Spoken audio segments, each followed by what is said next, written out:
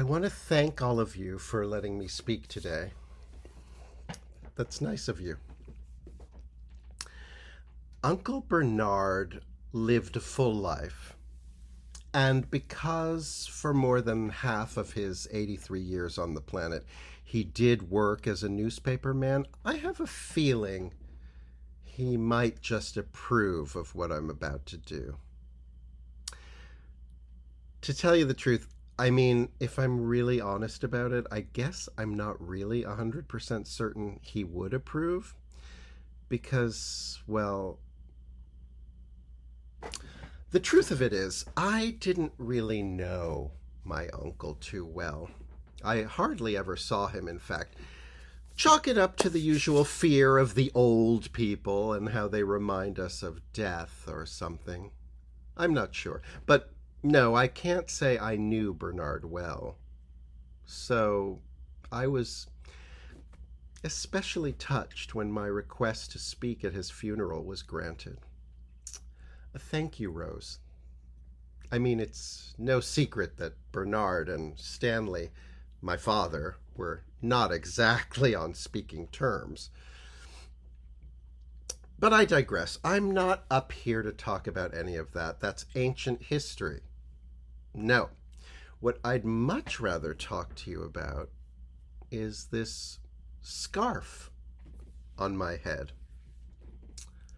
Don't worry, I'm not going to rip it off or anything. Though I should tell you that if I did, it's not a bald head you'd see. God, no. See, I'm not one of those well-adjusted chemo patients who accepts the loss of her hair with dignity or courage or whatever and marches straight to the beauty salon for a shave. Hell no. I'm 9 months into this ordeal and I still cannot let go of my hair. See, my hair, it's sort of been my trademark. So what's underneath this scarf right now? It's basically a horror show. Oh yeah, patches of mousy, wispy strands and bald, scabby patches where my scalp is breaking out. Want to see? Didn't think so. I thought about pulling off the scarf to force you all to confront what you'd done to me, but then I thought, I don't need to be that biblical about it. Leave it to their imaginations, right? I think some of you have those. Okay, here's the thing. Half of you people, you call yourselves family. Half of you are fucking MDs. And if anyone should have understood the importance of genetic testing and ovarian cancer, it's all of you.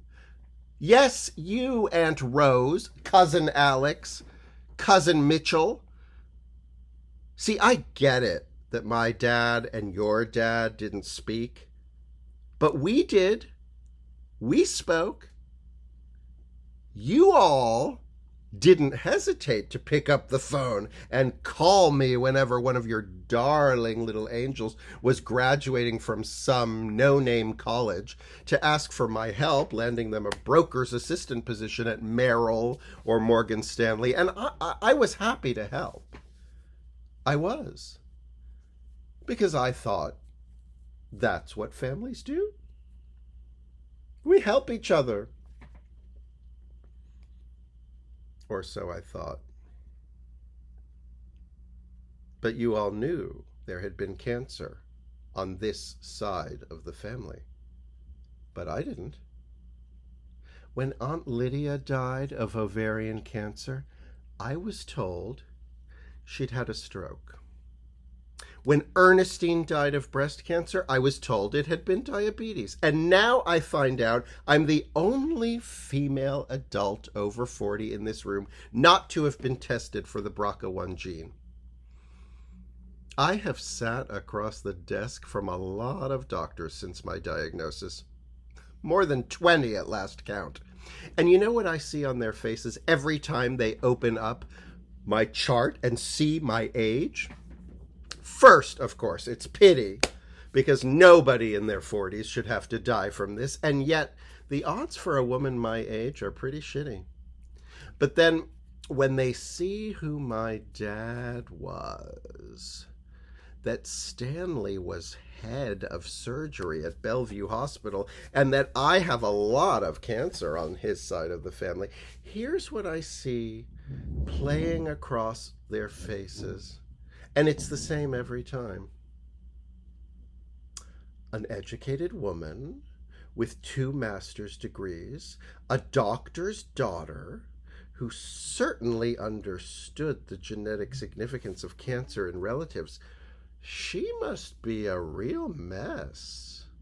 I mean, to be that negligent. That's what I see in their eyes as they ask, why did you never get a BRCA1 gene test? They can't imagine the reckless disregard for human life. And neither can I. Because, of course, it was your reckless disregard for human life, really. For my life. For Stanley's daughter's life. Stanley's an asshole. Stanley's a prick. He stole his mother's inheritance from his brother. Don't warn Francine about the cancer. What do we care about these people? But that's not the worst part. You know what's worse? What's worse is the look on the doctors' faces after I explained to them that all my cousins, my aunts and uncles, that they kept the cancer a secret.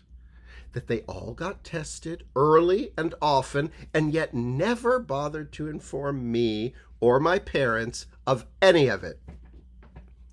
The look on my doctors' faces then, well, by then my fate is sealed.